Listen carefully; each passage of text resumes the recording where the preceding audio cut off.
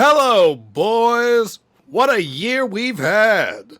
I made so much money I can hand out some very handsome bonuses. Everyone is getting a check for $50,000! Except for you, Andy. You're fired. What the hell? You can't find me. I can because I did. Sorry about the tough break, kiddo, but how else would I be able to afford these bonuses and my brand new yacht? Yeah, well, you know what? You're still not firing me, because I quit. Nice try. You can't quit because I quit. You can't quit because you're fired. What? I said you're fired. Well, guys, I guess this is goodbye. It was, I really liked being your boss. We had some really great times, huh?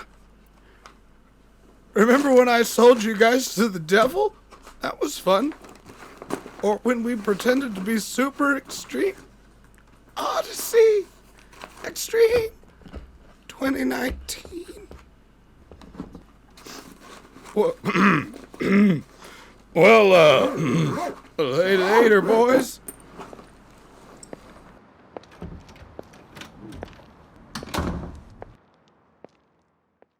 What? You don't really quit, do you? Not yet. I think I have one last stop in me. He took all our stuff!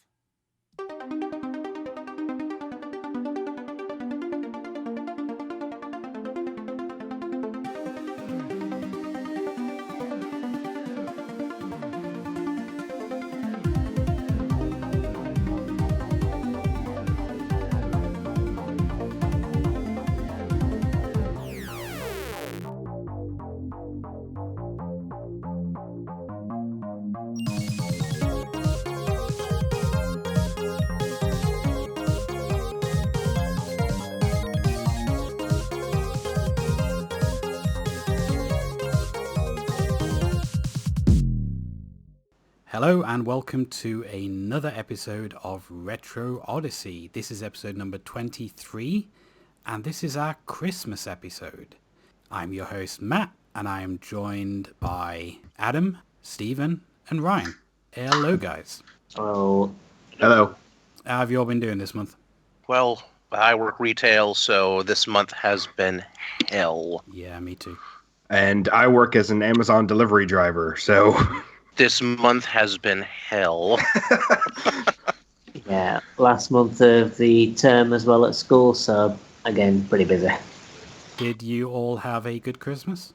Mine was, like, the actual December 25th itself was actually kind of quiet and nice, and yeah, no, that was, I needed it. I needed it so bad. I mean, my wife had to work Christmas Eve, and we just kind of spent Christmas Day just relaxing. How about you, Adam? Well, I've been kind of ill, which I'm still kind of suffering from, so yeah, I've had a fantastic Christmas so far. Oof. I can barely talk. I had a pretty quiet one myself, just me and my mum for Christmas dinner, then went up to see my sister, and that was it really. But yeah, it was a Christmas again. It was a Christmas. It was.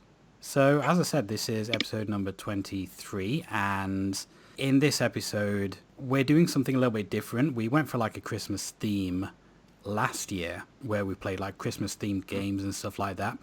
This year, the idea behind it is we each chose like a Christmas present, kind of, for the other guys to play.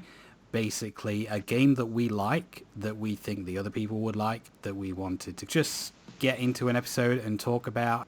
But first, we will jump into the news segment. It's been a bit of a slow month news-wise, but there are one or two things that we can discuss. So we will take a short break and then we'll get into the news segment.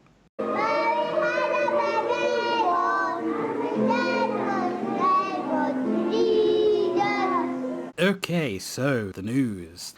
Like I said, there's not a hell of a lot, but I have a few things here. One that narrowly avoided getting talked about in the last episode was new titles coming to the Nintendo Switch Online for the SNES and NES. Adam, I believe you were saying in the last episode, why haven't we got any new games for a while? And then like a couple days later, they announced a bunch of them. I think it was like the day or so before we actually put out the podcast, and then it came out of nowhere. Yeah, just to make us look like jerks. Yeah. I don't know how long it'll be until we get the next update. Could be another 3 or 4 months. We've got Star Fox 2 coming out, which was previously exclusive to the SNES Mini. Which now makes the SNES Mini completely pointless, because now it's all available on the Switch. Not all of it. There's no Square games on there, and every region has a Square game on the SNES Mini. Ah, okay. So there's still a little reason to have a SNES Mini then. I mean, maybe for you guys, but I have all the original cartridges of these games. You're also getting Kirby Superstar, Super Punch-Out, Breath of Fire 2 for the SNES titles. I don't have a full list, I've just got kind of like a highlights list. For the NES, Crystalis, which is an RPG, and a shooter, Journey to Silius. I've never heard of either of those two games, so I've got no idea if they're decent or not. I have no idea. I didn't play them. It's probably going to be a while before you get any others. It's not a huge update, but it is kind of like a little bit more incentive to get that Switch Online thing if you don't already have it. And especially for Star Fox 2, which is, like I said, previously exclusive to the SNES Mini, so if you wanted to play that game but didn't want to pick up that console, then this is a good time to pick that up and give it a go. I will say Star Fox 2 is pretty good. I've not Star played Fox too much 2 of is it. pretty weird. I would actually like to cover it one day on this. I've not played too much of it. I think I've done about 15 minutes just to kind of like have a little look at it, but I've not put any significant time into it. But yeah, I'm sure that's one that we can talk about at length at some point. The next news topic, the Mega Man Zero and ZX Legacy Collection, which we spoke about, I believe a couple months ago, has had a trailer released. Oh yeah, it's out next month. I think it's middle of the month or start next month or something. I need it so bad. Out towards the end of Feb. I thought it was January. Maybe it's been updated. I mean, the news story I'm looking at says Feb. It was delayed. Ah, okay. I originally heard that it was like January or something. Didn't realise it got delayed. Oh well. But yeah, that's going to have 6 Mega Man games, 0, 1 to 4, ZX, and ZX Advent. And I couldn't give a shit about any of them, but I'm sure you guys are probably quite into this collection. I'll be interested in playing them, because I like Mega Man. I absolutely adore the Mega Man Zero series. I can gush about it. It's so good. But I haven't played ZX, so this will be my opportunity. I mean, those games are like $40 a piece now. How do they play Yeah. it? I presume they're like Mega Man X games? They're kind of like Mega Man, except also it's a little bit faster paced because you basically always have your sword on tap if you're smart. So it's kind of like a blend between Mega Man and a 2D hack and slash. So playing as Zero. Yeah, you're playing as Zero, except it's faster than the Zero games, or like when Zero showed up before. Okay.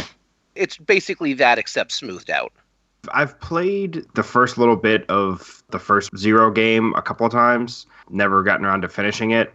I mean, I do have the collection on the DS, so eventually I'll get around to it, but this is just more incentive to check them out. I've never played the ZX games. Yeah, I've wanted to for years, and it's just like, yeah, they're $40 a piece for a DS game. It's like, I don't think so. There's only a couple of DS games I'd pay that much for. Hopefully they do it with more of the Mega Man games, like, what's it called? Like Mega Man 64? Oh, yeah, 64, and we gotta get Legends. Legend. Because there's Legends 1 and 2, and then Misadventures of Bonbon, or Bontron.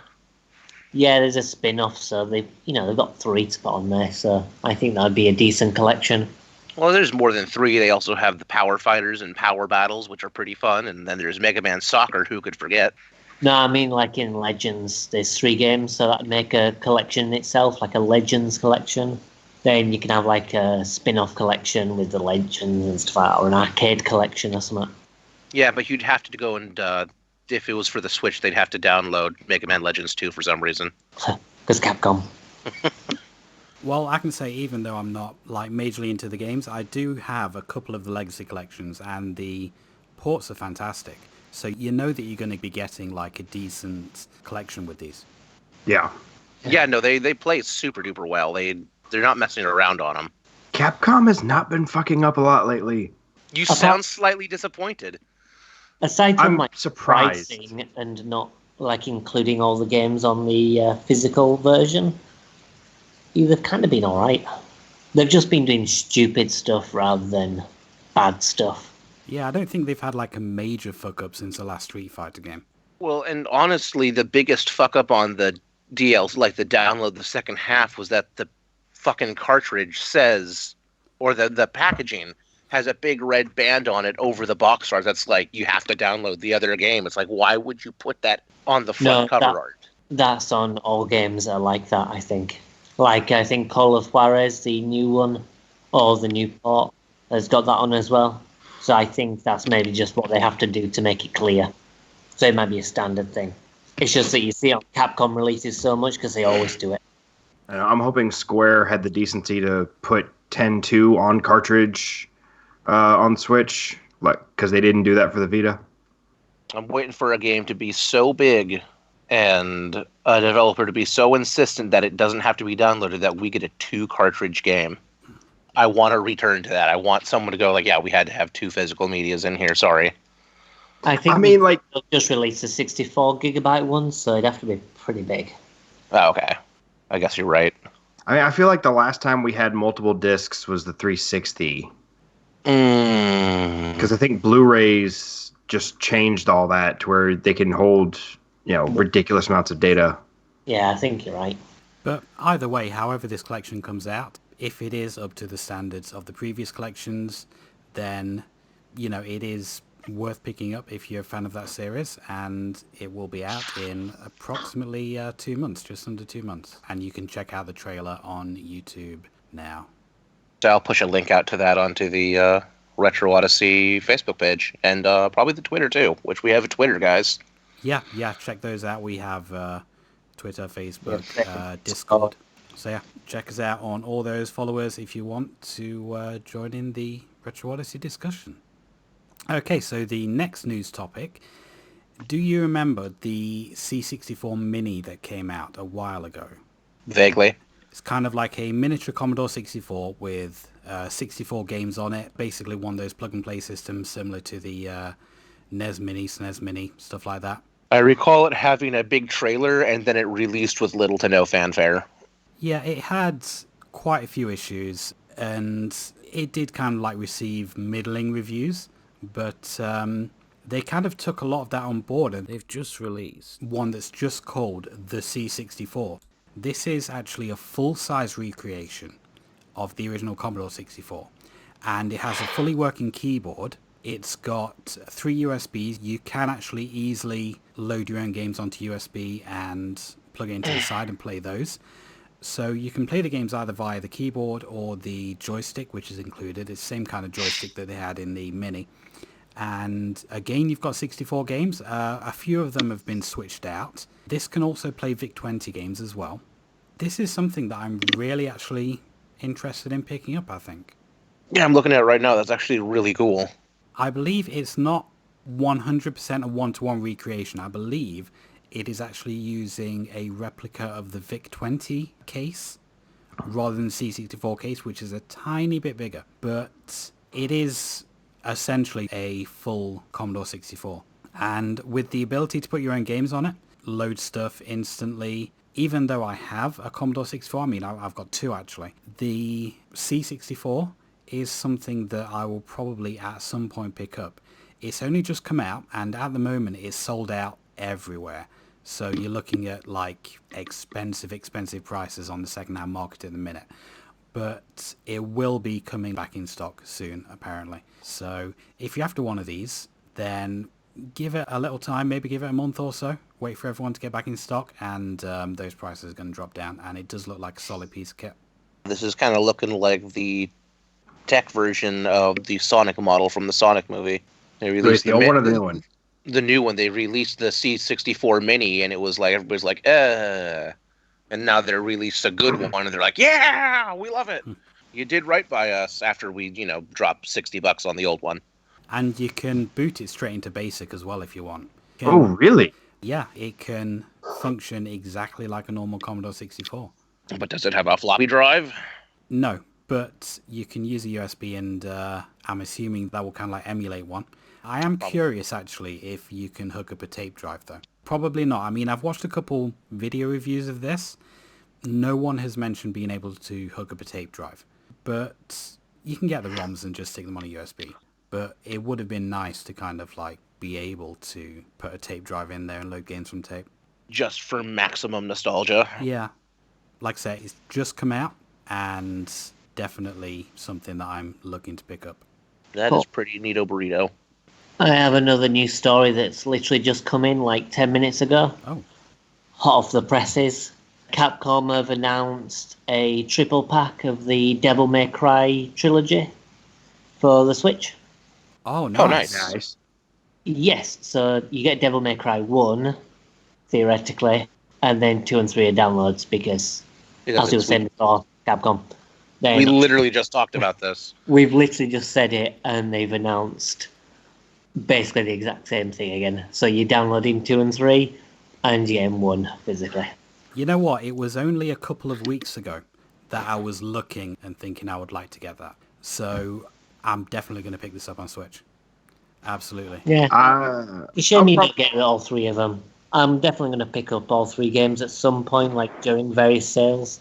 But I don't have any at the moment. I'm probably going to get the HD collection they did for Xbox One and just get like the whole series on Xbox One. I've only ever played Devil May Cry 4. So it'll be interesting playing the original trilogy. I have the first 3 on PS2. But yeah, I did want the HD versions. This looks like a decent time to pick them up. Does it have a release date? I don't think so. At the moment, it's only announced for Japan, with the English version or the Western version coming soon. So even if it had a release date, which I don't remember, that's just for the Japanese one. So soon. Well, I don't mind waiting. I'm not in like a major rush for it. So yeah, that's pretty cool. Very clean and nice to see. Those games are legendary. I don't know if they straight up deserve it, but they are legendary. I believe we talked about the inception of the series when we talked about Resident Evil 4, because that was going to be Resident Evil 4, Devil May Cry, and obviously they decided to go in a different direction with it, so they just reskinned it, turned it into Devil May Cry. But yeah, that's another thing that's going to drain my wallet. So, well done Capcom again. Good my money. I've had a look at the article again, and you can pre-order it, but there's no date in the article, so I don't know whether it's just like one of those pre-orders where there's no release date yet. No idea. I mean, if it's only just been announced, I doubt that it's up on selling sites yet. Let me just have a quick look. No, a search is just bringing up the PlayStation 4 and Xbox One versions. So, not yet, but I'm sure probably by the time this is out, there will be pre-order links everywhere. Okay, so the last news topic that we've got is another pretty recent one, actually. It came out a few days ago. A long-lost Akira prototype for the Sega Mega Drive was released. This was originally going to come out back in 93, 94, somewhere around there. And they ended up deciding to cancel it for whatever reason, but a ROM of it has leaked, and there is currently like an hour-long video on YouTube of someone playing through it. Now, it isn't finished. None of the levels actually have sound effects. A lot of them don't have music, and a few of them don't have enemies as well, or any kind of collision detection. But it does look like it was going to be really ambitious. I mean, it actually looks beautiful, like the sprite work, the backgrounds, everything looks really, really nice. And you kind of start off, you've got a racing section, you've got a side-scrolling section, you've got a shooter section, you've got an isometric section, a first-person section. It really, really did look ambitious. It is a real shame that this didn't actually come out, because it looks like it would have been really decent. And Akira is like one of my favorite anime films as well. Oh, I can argue with that, but this is a video game podcast, not an anime podcast. I mean, I wouldn't say it's my favorite anime, but it is up there. And especially for its time, the impact and influence that it had, can't really deny that. Fair enough. Really, really does look like it would have been decent. Okay, so does anyone else have any other news segments before we move on? I don't really have news, but we do have a couple anniversaries for some famous games for December. Castlevania 3 Dracula's Curse turned 30 this month. Much better than the second game. Obviously, Bloodstained Curse of the Moon was inspired very heavily by it. As was the Netflix Castlevania series. Yes. So that turned 30. Shenmue, the cult classic, turned 20 this month. Some people don't care. Some people are obsessed with that game. I think it's notable. And we covered it before. Marathon turned 25. Oh, nice. I did quite enjoy Marathon. As do I. So that's a couple games. They're getting up there in age. It's about time we actually had like a new release for that. I mean, I know you've got the free ones on the website, but it would be nice to like get one with a little bit of a new lick of paint. I really feel like Bungie could just be like, we're going to stop making Destiny and we're going to make a new Marathon, or we're going to remaster Marathon. I mean, I like Destiny, so... I like Marathon better. Oh, and Legend of Dragoon has turned 20. Hell yeah. Boy, I cannot wait till we cover that. So, well, get cracking, I suppose. That's about all I can find that matters. Our games are getting old, people. Yep, so are we. They're getting so old. Okay, so that is the end of the news. Now it's time to move on to our main segment and have a look at what Christmas presents we got for each other this year. He came from the glory. He came from the glory.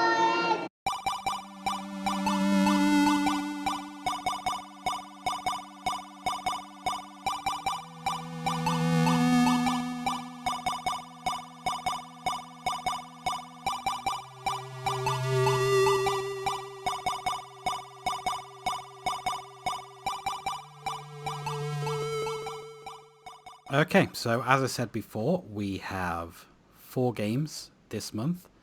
We've each picked something that we wanted to share with the other 3. Something that we enjoy as kind of like a little Christmas present. So we're going to start with my pick, and it is actually a Spectrum game. We should cover more Spectrum games on this podcast, definitely, because I love the Spectrum. This is one of my absolute favorite, probably in my top 5 favorite Spectrum games, and that is RoboCop, which was originally an arcade game. Now, I've not actually played the arcade game, but I played the Spectrum game a hell of a lot when I was a kid, and it really is a fantastic little game. It's short, you can finish it in under half an hour, but it really is kind of like really, really solid port. I mean, the arcade game may be kind of like miles ahead of it. Maybe it is. But this is really, really, in my opinion, a really enjoyable kind of like run and gun, beat 'em up kind of thing. And it scored like a really, really high in all of the major Spectrum magazines at the time. And the music in it as well. The theme music for this is probably some of the best music on the Spectrum. No, I will admit that it is, like, immediately it was pretty damn good as it's loading in. It's like I was not anticipating that, because we've played Spectrum games that just didn't have music. It was either sound effects or music. The official Father Christmas game? Yeah. Saying that this is the best music on the Spectrum probably isn't saying a great deal. Well, it is still really, really solid, I think. It's kind of like, if you know the limits of the Spectrum sound chip and you kind of like grew up with it and you know what the Spectrum can do, listening to that theme tune, it's like, this is like really, really solid. Someone talented worked on this, you know? It has speech as well, which the Spectrum did have kind of like a speech peripheral that could like emulate speech, But this game didn't actually need it. This was able to do it using the Spectrum sound chip. As well as like sounding great, I think the gameplay is really good as well. What do you guys actually think about the game? I liked it. It was moved very slowly. Like, I wouldn't say the game is paced. The game is just slow. You just trudge along doing, upholding the law, as, they say right in the beginning, which is apparently just blowing people away because it is RoboCop after all. I'm not entirely sure if the pace is kind of like deliberate, because RoboCop isn't a very like fast moving guy in the films. Right. He's just sort of an unstoppable force. That's true. But I also think that you kind of have to make some changes in terms of gameplay. Like, for me, one of the issues I have with mech games is that they try and make these big, cumbersome, mechs. And I find that how they trudging along really slowly is very cumbersome and a little bit like, come on. Yeah, if we're playing a mech game, we want Gundam, not Big O.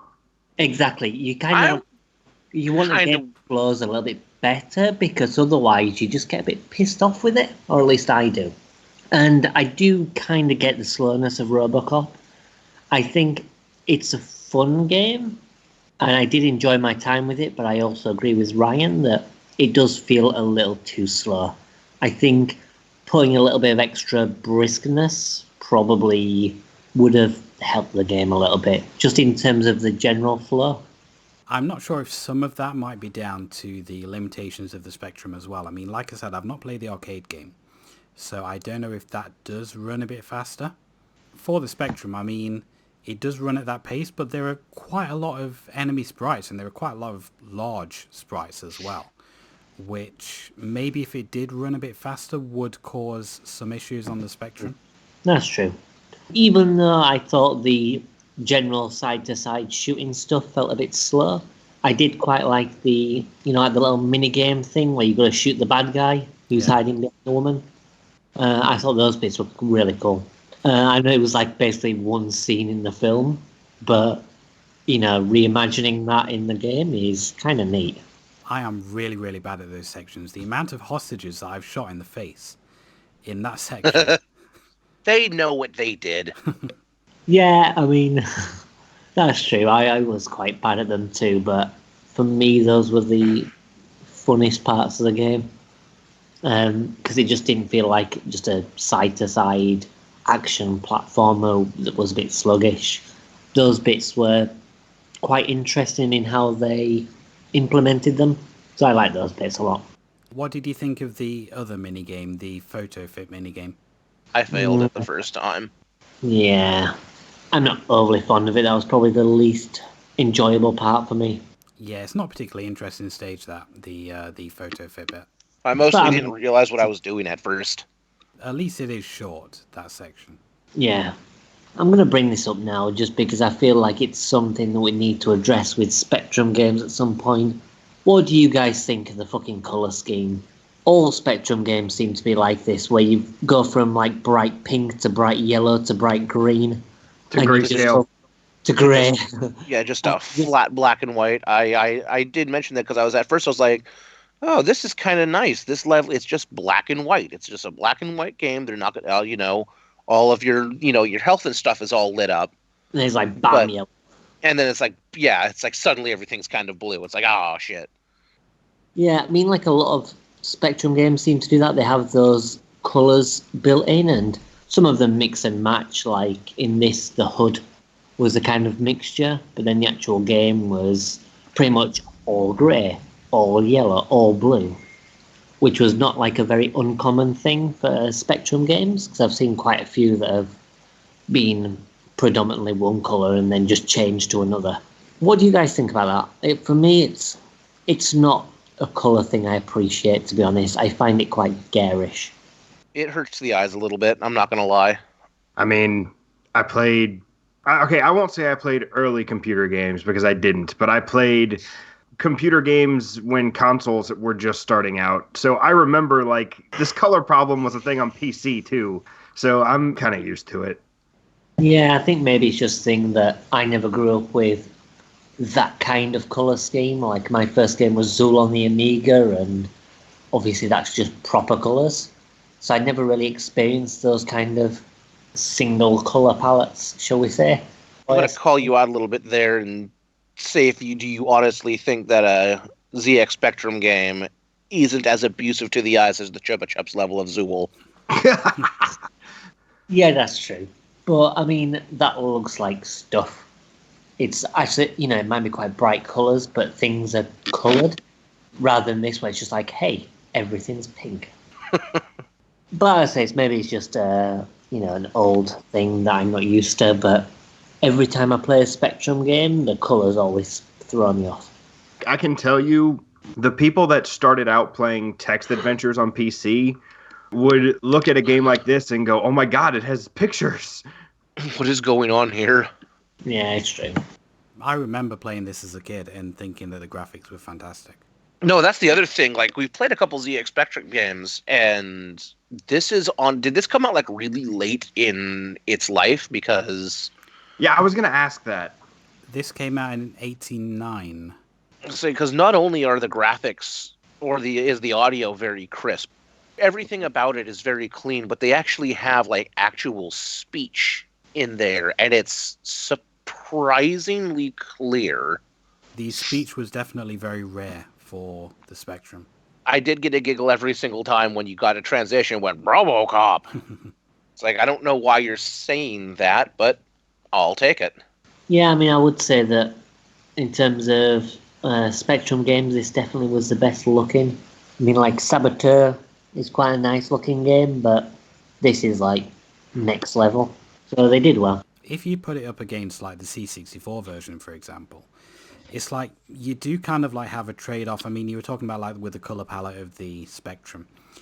You kind of have a trade-off with Spectrum versus C64 in that the C64 tends to have more colors in its games, but graphically it isn't as sharp or detailed. So you do lose a lot of that color in the Spectrum, but they do tend to be better looking from like a design standpoint. Yeah, I guess that's fair. It does look pretty good. I'm just looking at the Commodore 64 version, and I think the Commodore 64 version does look better. You've definitely got all the colours and it looks more realistic. But then if you look at the details on RoboCop, there's probably less detail overall. Yeah.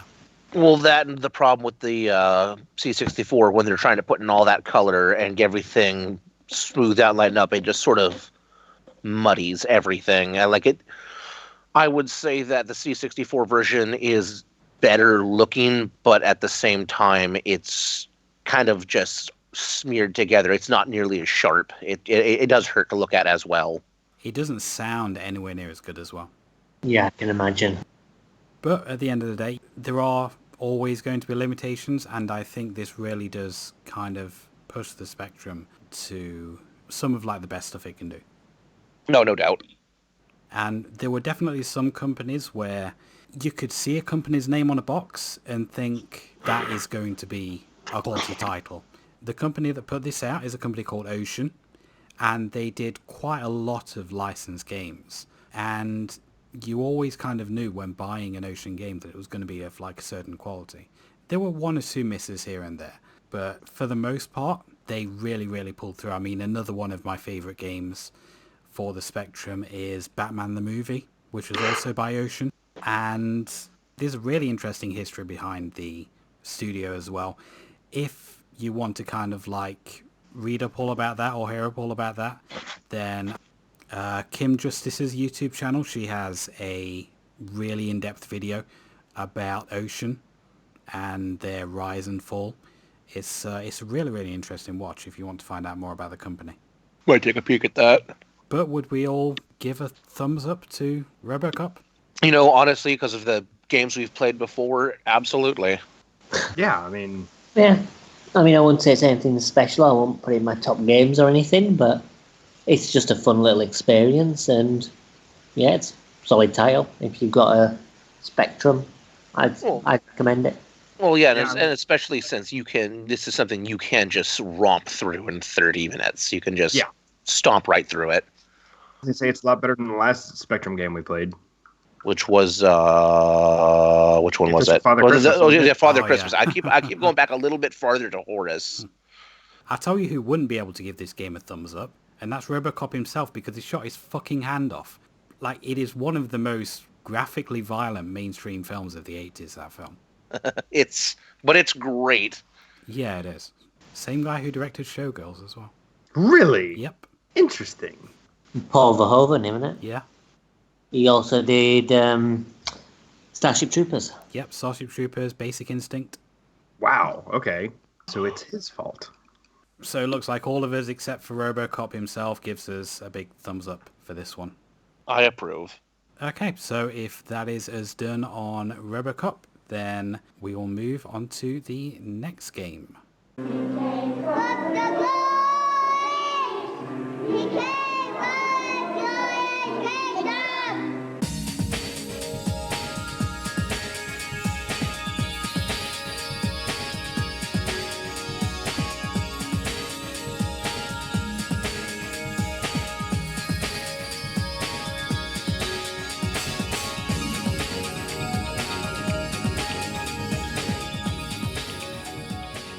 Okay, so next up is my game. If you can remember to when we did Guilty Pleasures, I think it was, I gave you Super Monkey Ball Adventure. And I don't think that sat well with most of you. Understatement. Yeah, I think it was a game where it turned out that it was my guilty pleasure and nobody else's. So I wanted to make things up to you. I put forward the original Super Monkey Ball, which is a very different beast. It's actually made by a different company. It's still published by Sega, but it's made by Amusement Vision, who made the first two Monkey Ball games before they kind of disappeared. They made the two Monkey Ball games and they made F-Zero GX out of interest. And then I think that's all they did. Anyway, Super Monkey Ball is like the console version of the arcade game Monkey Ball, which I believe is still the only arcade machine to be controlled by a banana. So, Really? yeah, the stick is a banana. Not an actual one. I imagine it's like a plastic or metal one. Firmly But- grip the banana. Yeah, but you control the banana. Firmly grasp it. You have to grab the banana and push your monkey around. I don't like where this conversation's going at all. Yeah. Grab the banana and watch the balls fly. Yeah, I mean, because it's based on an arcade game, you'd obviously imagine it's a very arcade-like experience, and it is. I mean, if you've ever played Marble Madness on the Mega Drive or any of the other various versions of Marble Madness, it's sort of like that. It's basically the whole marble in a maze type thing. Apart from this is a bit more true to Marble in a Maze, because you don't control the ball, you control the maze. So as you push forward, you're actually tilting the stage forward, and you're making the monkey roll in that direction. It's quite weird, because you expect to control the ball, so the physics aren't quite what you'd expect. And the monkey doesn't control... You think the monkey is not controlling very tight, but the fact is it's just based on momentum, because you're controlling the entire level. Right. I thought I was actually controlling the ball. It felt like I was controlling the ball. No, if you look at the level, you'll see that the level's tilting. The monkey moves his little legs, but that's just because he's moving with the momentum. You're actually just tilting the stage. That's why the physics can be quite difficult to get to grips with, because once you kind of grasp that you're moving the stage and how the momentum works because of that, the game gets a lot easier. I might have had a slightly better time if I'd noticed that, actually. Well, yeah, and if you notice when you pick up speed, like the monkey stops running with the ball, he just starts spinning with it. Yeah. So next time you boot it up, have a look at the stage and you'll see what I mean. And it should make it a little bit easier as well. So how it works is that there are three difficulty modes. There's easy, normal, and expert. and you have to beat a series of levels by making your way to the goal in each stage. Some of these are timed to 30 seconds, some are 60 seconds, or some even less, I believe. And once you've beaten them all, you win. If you beat them all without dying for beginner mode, you unlock the special stages. Or if you do it without continuing in expert mode, you get the special stages for that one. Normal mode, advanced, I don't remember. I think it's doing them all without dying again, but I don't remember. Might be continuing. So there are like 10 levels in beginner. I think it's 13 normal and 15 expert. And then you've got some special stages if you manage to beat it within those requirements. And then in addition to that, there are a bunch of different mini games you can play. There's Monkey Target, where you have to fly and then land on a target. And then there's other mini games that nobody bothers playing. So I won't mention them. Everyone just plays Monkey Target because that's the best one. So, what did you think? I felt this was a much better experience than Monkey Ball Adventure. And the stage tilting around felt better because it was like having the tilting stage felt horribly disorienting in Adventure because the whole world was moving. Versus when you're on this, it's very clear that it's a platform as opposed to just insanity. Just, the mountain flipped to the side so you can go up the mountain now, which is why I turned it off. But that made it feel really bad because rolling the ball around like that just felt weird. Yeah, Adventure, because it was a different developer, they changed the physics around and stuff is just like a little off, so it controls a bit odd. And the game's kind of buggy as hell. Super Monkey Ball 1 and 2 are definitely tighter experiences, and once you get to grips with how it controls, everything just kind of fits into place and everything works as it should, for the most part. It definitely felt better to control the ball in this. Yeah, so I didn't get very far. I just got to the product placement level and then couldn't get past it, but this was so much better than Adventure. The product placement level is one of the special stages, isn't it? It was the one that was a square that kept expanding and contracting, made up of little squares. Oh, that took me such a long time. Yeah. Is that on beginner or advanced? Beginner. Okay, because I think beginner, advanced, and expert all have a variant on that. Yeah, so I got to that and could not advance at all. Like, I got a bunch of game overs there. I'm like, nope, I'm done. Well, that's another thing as well because you're controlling the direction of the world, you have to kind of sort of balance yourself. So you're pressing forward and moving back because you're trying to keep your momentum so you're not moving. It's not that if you don't press anything, you stay still. If the world's tilting in a certain way, then you have to kind of make things move to, keep your guy on track so he doesn't roll off.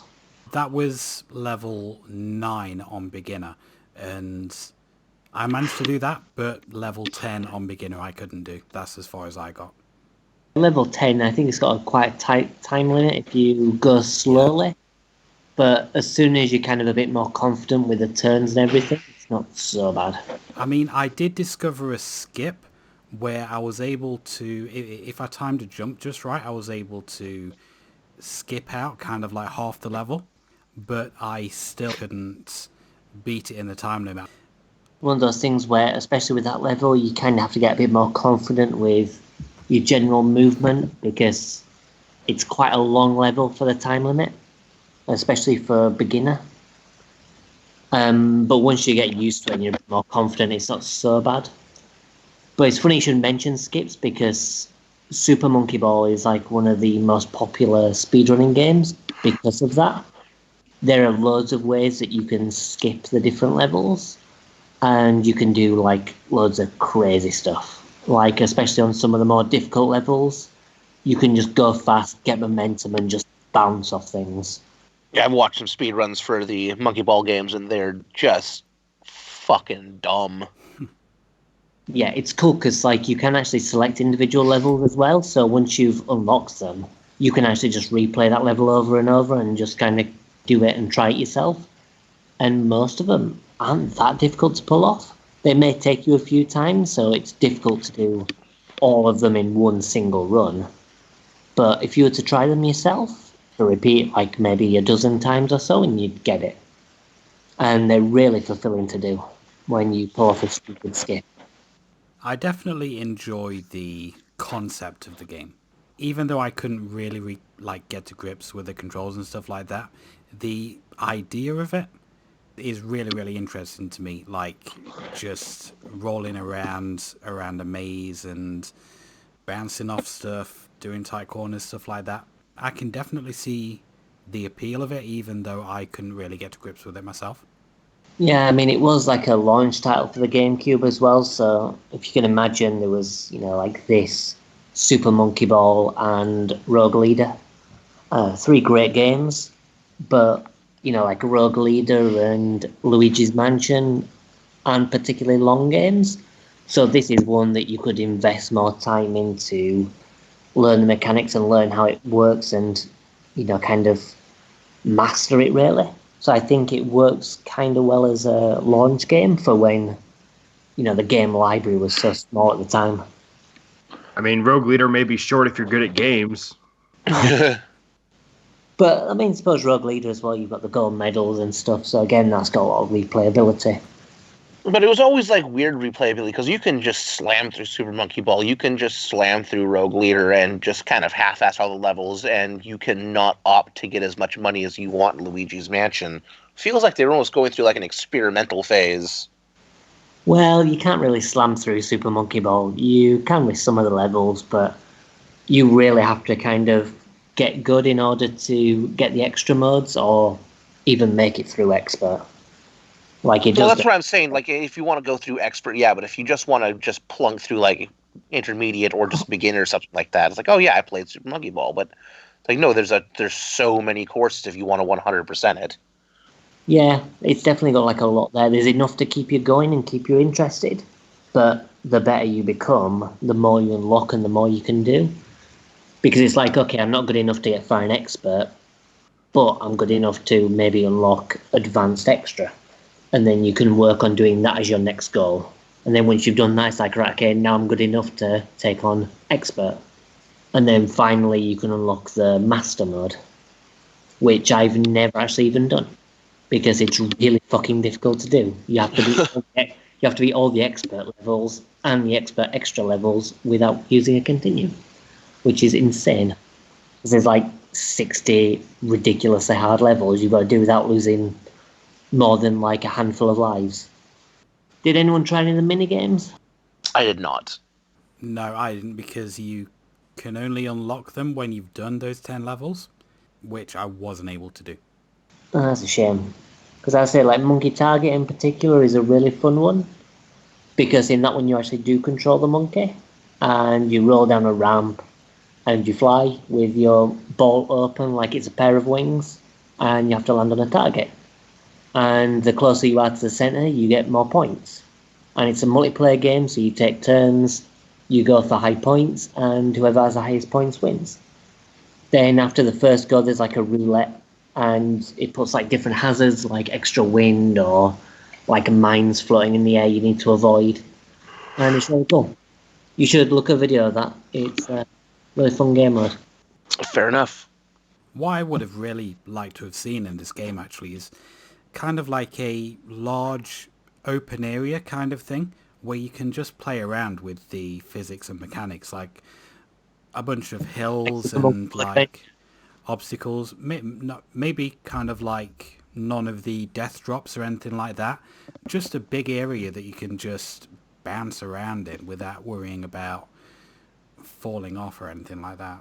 A free roam. I mean, in fairness, the game is, like I say, part of an arcade game, so it's designed to be, a money muncher. Yeah. So it's kind of got that, you just get better at it to get further. So what you're saying is you want Super Monkey Ball Adventure, but not bad. Yeah. I mean, I still think Super Monkey Ball Adventure would be good as, like, a game to remake, but not broken. Or what we really need is Super Monkey Ball Maker. Well, they sort of had a level creator in the PSP game, but it was weird. and didn't really work properly. That sounds about right. It was like more of a level generator than a level creator. But yeah, Super Monkey Ball Creator would be like very good. Because So they could you're make that and let people do the hard work. Just get the physics right, get the creator right, and let everyone else do the hard work for you. all I really heard you say there was that there are a bunch of people who have Super Monkey Ball games that are generated off of pictures of their own willies. So Probably, to be honest. somebody's like, I can imagine. I gotta try this. Click. I knew where you were going about halfway through that sentence. Because I was thinking the same thing. Well, to be fair, if they did that, then it's probably going to end up being a short level, so... But yeah, you can see how this game anyway is much tighter and more of a better experience than Super Monkey Ball Adventure. Oh, yeah. I mean, I was kind of debating whether to do this or Super Monkey Ball 2, because like Super Monkey Ball 2, you've got infinite lives, and you just work your way through the story. But then there's a lot more tech to it, so it's a bit more complicated and a bit more difficult than this game, but you do get infinite tries at every level. So I did actually have the second Monkey Ball on my list for the longest time, and then I decided to change it for the original experience to see how you got on with that. This is a much more enjoyable game. That's all I can really say. Is it's everything that Monkey Ball Adventure should have had, except it's Monkey Ball Adventure, except it's a good game. That's what this is. It took away all the fluff and questing, and is just like, get to the goal, do the thing. Yeah, I mean, Because- I was able to put more time into Adventure, and I greatly preferred this one.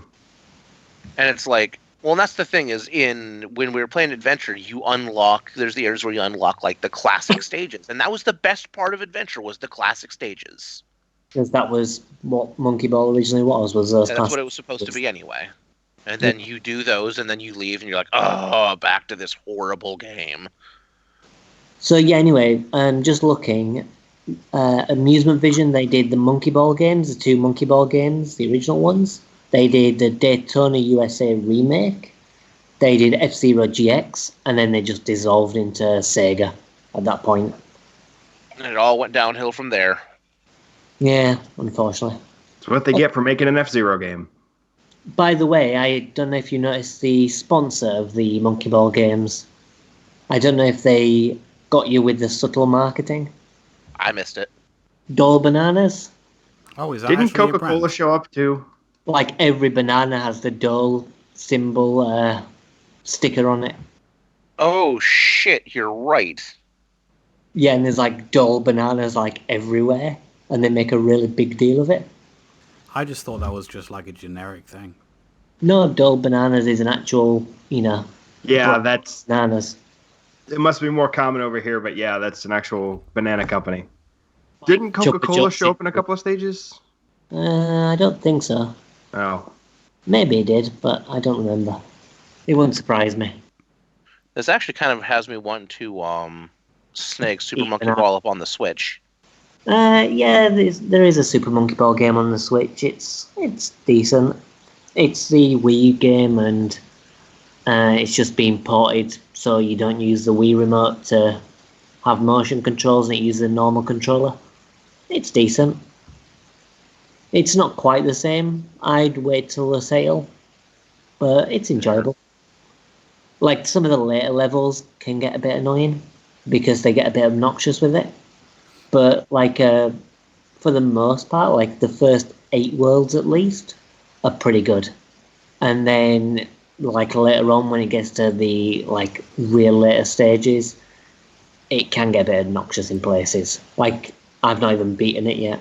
I'm on the 10th world and there's one stage which I just can't do. But it's a decent enough game. It's fine. It's fine. No, I liked it. I like it. The problem I'm- is that the GameCube controller really helps because you've got like the little notches for the directions you control. Oh, the octagonal Right. gate? Yeah, Yeah. so it makes controlling the monkey a lot easier using that. I wonder if that was why I struggled, because I was using Dolphin in my Xbox One controller. Could be. Because, like, I played on the Switch with the Switch game, and there was a point in the game, like, I can't remember what it was. It was like the lava world or something. And I just couldn't do this platform bit. There was like a thin ledge you have to go around, and it was just impossible. So I got my USB adapter for my GameCube controller, plugged that in, and it was like, oh, I can actually control it like a proper game now. And then after that, I just flew through most of the levels. Well, I did use the GameCube controller on like the original GameCube, and I still struggled with it. But I am shit at games, so. Well, just be thankful you were using a GameCube controller then and not another one. Otherwise, you might not have got that far. But it's one that I'm probably going to keep. I mean, well, I can't really sell it because the disc is like so scratched up that I didn't even think it was going to work. But I did eventually manage to get it working, and yeah, I might go back to it. Yeah, I'd recommend just going back to it and just seeing how well you do. At the very least, you should be able to get beginner extra and then maybe like halfway through advanced. Yeah. All right, cool. So I think we'll take a break and go to the next game then.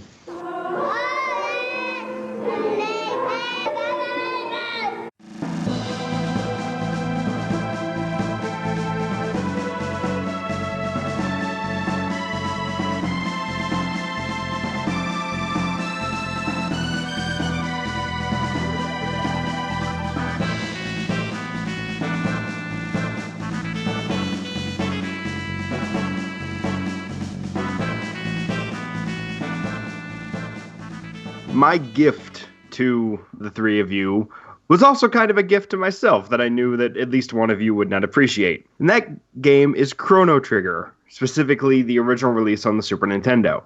Out of interest, who do you think wouldn't appreciate? You. Yeah.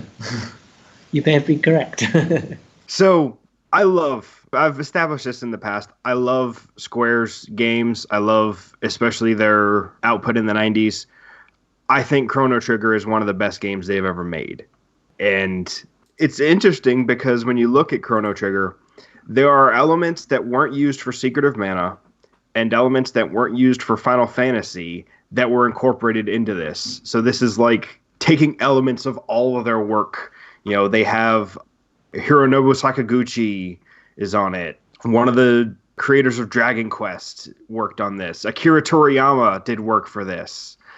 You know, Nobuo Uematsu did some of the music. Like, it's actually been called a dream team of the designers of this game because they took some of the best elements they had access to and made this game.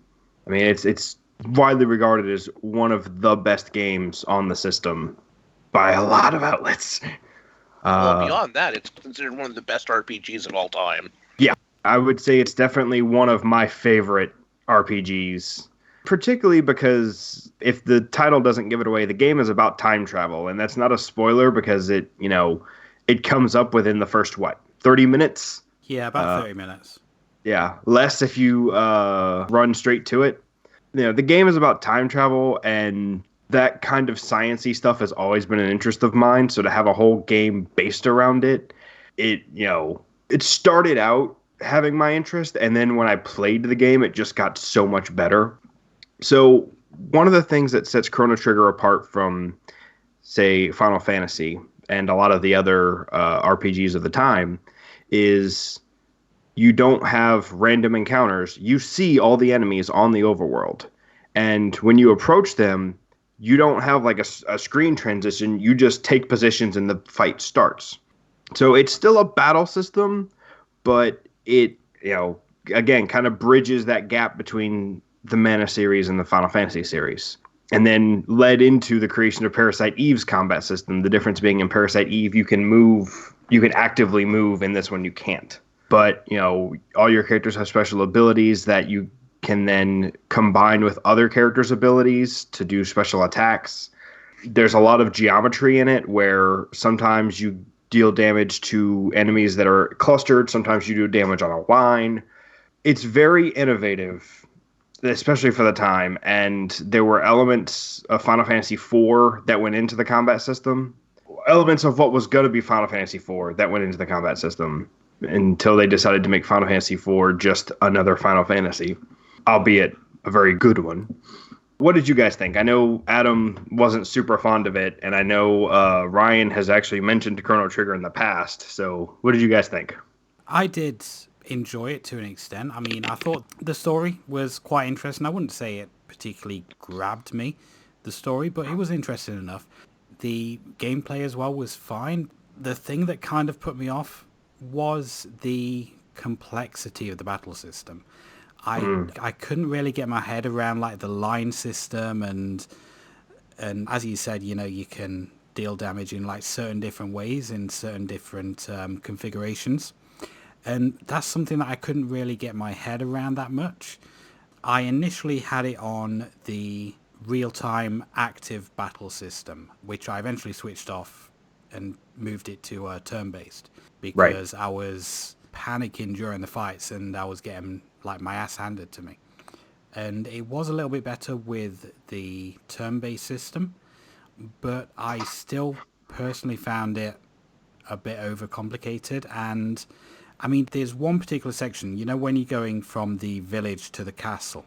Now, you did mention that there's kind of like no randomized encounters, and whenever you go in a certain direction, you're going to have the same enemies each time. There are like two sets of enemies in that path between the village and the castle, and I got so sick of seeing those two because you make that trek quite a lot, at least at the early part of the game, and you're just seeing those two same groups of enemies over and over. I was actually wishing for a random battle system at that point. Some of that may come down to, you know, my having experience and knowing how to minimize the trips back and forth. That doesn't come into play as much for me anymore. But I definitely see how, you know, for a first-time player that's exploring, you're going to run into that a lot. Yeah, that's the thing. I mean, random battle systems are quite annoying, but, you know, when it's your first time playing and you kind of have to explore to find out where you're going, it's like, oh, I'm back to this place again. Now I'm going to go through the same battle again with the same enemy. And it kind of drags you down. And honestly, I didn't find the battle system particularly fun. I mean, it's better than some JRPGs, but it didn't really grab me. It was just fine, I guess. And yeah, I mean, in terms of like the story, again, it didn't really grab me either. So it was just kind of like, okay, I'm just going through this rigmarole. And whilst there are some JRPGs that do kind of turn my opinion round, where I think, okay, this is actually a pretty good game, I kind of just go through the same kind of feelings with Chrono Trigger, to be honest. I think the story is just kind of over-convoluted. You've got a lot of the same types of enemies. There's no random encounters, but then you've got a system that, you know, as Matt says, is kind of arguably worse, at least for the first-time player. If you know where you're going and you can minimize that, then it's better, sure. But if not, then it's kind of more irritating. So yeah, I didn't care for this. But to be fair, I mean, I didn't really even get that far either. I mean, I played maybe like the opening segments. I played like about an hour or so of it, and I still felt like I was in the tutorial area. Yeah, that was going to be my question, is how far did everybody get? Yeah, I didn't get very far, so I kind of expect that once things go on and I progress, then things will start to get a bit more satisfying as you get more stuff or whatever, and you can do a bit more. But at that stage in the game, I was like, eh. But again, that's not the problem with JRPGs, is that the tutorial is longer than most games. So I played it for a while, and then I still kind of felt like I hadn't gone into the main part of the game yet. So, what in the game did you get to? I don't remember. Okay. It was a while ago when I played this, and I've played other games since. I didn't get far. Matt, what part in the game did you get to, if you remember? I got as far as the prison, and I think the reason that I stopped there is because the big battle that you do just before it, like at the end of the castle in the past, that kicked my ass like for a while, like for a good half an hour. And after that, I was like, I just need to kind of like not for a bit. you know. Okay. So I did stop it at the prison. You actually, I don't know that you would have gotten much further because there's a big fight at the end of the prison that's actually kind of tough. But right after the prison is when you start getting the main plot of the game, and you get like one of the big emotional moments is in the next area you go to after the castle, or after the prison. So it takes longer than it should to get to the good, the quote unquote good parts of the game. I have a high tolerance for that kind of thing because of the kinds of games that I play. Another thing that wasn't really helping is that I emulated this, and I think the ROM that I had was a little bit dodgy. I kept getting kind of like slowdown and frame drops quite a lot, which made things a little bit frustrating as well. Serves you right for being a dirty pirate. You should have bought the official SNES version of this and played it legitimately. Yeah, for like £500 or however much you go. It's probably not £500, but I think it's usually around 300 right now. Yeah, So I paid 300 for that, and I also bought a SNES just so I could play it. I guarantee it, honestly. why was this not on the SNES Mini? It's like, why? Because you live in the wrong region. Chrono Trigger's not on the SNES Mini. I could have sworn it was. No, Final Fantasy 3 is on there. Well, because I think we've gone over this before. Oh, okay. So the ones that were regionally exclusive were also RPGs, but not Square RPGs. Earthbound was exclusive to North America, and then Mystery of the Emblem was only in Europe. Earthbound was in Europe as well. Was it? My SNES Mini has Earthbound on it. Yeah, I've played it. Okay, they must have changed that decision after this article came out then. Okay. Well, there is a Super Famicom one in Japan, so I'm not sure what that one got. But you're right, it absolutely should have been on there. But I don't know. I guess they thought Final Fantasy VI was the more important one to have. But going back to the game, though, I mean, the story, it was kind of interesting. Like I say, it didn't like massively grab me, but it had some decent story beats in it. One thing that I particularly enjoyed was the court scene, which takes stuff that you did at the start of the game and kind of twists it, and Yes. it makes you feel, wow, I'm actually kind of an asshole for a lot of this stuff that I did, and I didn't even realize that I was being a dick at the time. But it's interesting how a lot of those early actions play out later in the game. That is legitimately one of my favorite things about the early game. And, like, to me, that explains the your actions have consequences thing so much better than something like Until Dawn that just says your decisions have consequences. Right. Oh, man, I love that part, and I was really hoping that some of you were going to get to that. I mean, they found me not guilty. Not that it ended up mattering, No, but because the counselor's a dick and sent me to prison anyway. yeah. So, like, the first time I played that, I, played it like a standard RPG. So I was, every single thing went against me. I was like, oh my God. And it's like you see some food sitting on a bench and you think, oh, this is an RPG. That'll refill my health, sit and eat that food. And then a couple hours down the line, you're in a court saying, you stole this guy's food. Like, quite a few times. You're a bad person. That wasn't your dinner. Yeah. It makes you think about what you're doing for the rest of the game. Yeah, it's a cool mechanic. So, Ryan, you haven't said much. What were your thoughts? Well, I'm going to be completely honest. I didn't play it this time around because I've played many hours deep in many times before and have shamefully never finished the game. Okay. So I didn't really need to play to have my opinion set on this game. I have stated before, I am with Adam. I do not like RPGs. There are only a handful of JRPGs that I tolerate. Unlike Adam, Chrono Trigger is one of them. Ooh. I very much enjoy Chrono Trigger, which is weird because I haven't finished it yet. The art style being done by Akira Toriyama. The art style, just the style was done by him. The art wasn't.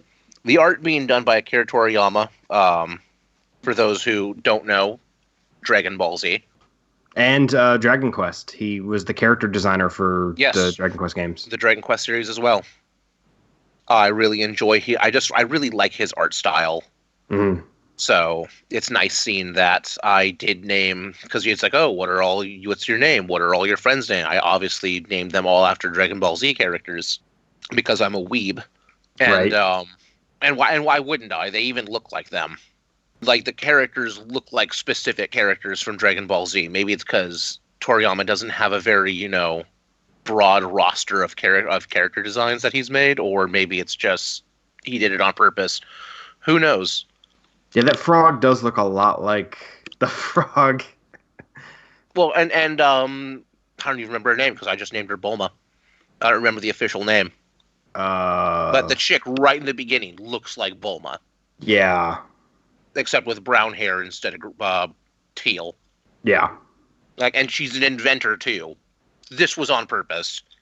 Anyway, I despise turn-based combat, but I don't like the active timer. I don't like the active timer in Final Fantasy VII either, and I'm glad you can turn it all off. Mm-hmm. And so that's kind of weird. That'd be like something slightly different. And it's like, no, I hate this. However, I also hate random encounters. I really only tolerate it in Pokemon. Yeah, same with turn-based combat for me. Turn-based combat and random encounters is fine for Pokemon, but I mean, even with Pokemon, I'm glad they kind of made it, kind of semi-random at the moment. I think the new style definitely works a lot better. And I guess what happens now in Chrono Trigger is it goes from a random encounter to a scripted encounter. Mm-hmm. Like you said, even though sometimes you're walking back and forth and it's just like, I have to fight this fight. The nice thing is it's like, okay, just like other random encounters, or just like other games where you have turn-based combat and all this jazz, is they don't keep getting stronger. You get stronger and they stay the same. Right. So it's like, oh, I'm going to have random encounters walking down this forest lane.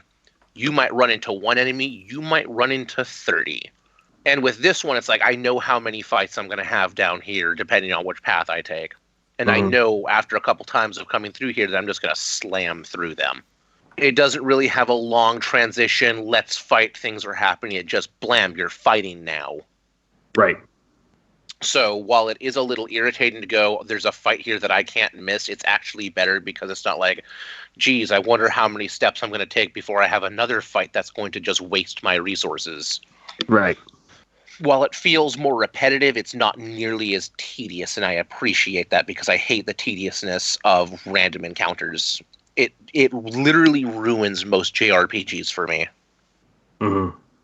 I do thoroughly enjoy Chrono Trigger, but I'm going to mention what other people have not so far. The music of Chrono Trigger alone makes me want to play the game. Mm-hmm. Yeah, it's excellent throughout. The score is so good. I've actually just sat down without having finished the game and just listened to the entire soundtrack because it's so good. And that did come from just sort of that era. I mean, Final Fantasy's had great music for a long time. So, I mean, it's just basically the magic behind Square. Well, and in this case specifically, it was the original composer also did the music for the Xeno series, the Shadow Heart series, and there are a few others. And then he got sick and had to step away from the project. And the man who took over was Nobuo Uematsu, who is the Final Fantasy composer. So, it's no wonder the music in this was so good. Right. Like Frog's theme. I can listen to that all day. Oh, yeah, absolutely. And the good thing is as well, because it's Square, they put all of their soundtracks up on streaming as well. So you can legally listen to the whole thing, on streaming sites. Yep. One other thing to mention about Chrono Trigger is it has 13 endings, which was, very uncommon at the time. The nice thing about it, the only thing that changes your ending is when you go fight the final boss. So there is a point within the first, 30 minutes of the game that you can go to the final boss. it's recommended you only do that in New Game Plus, but it is there.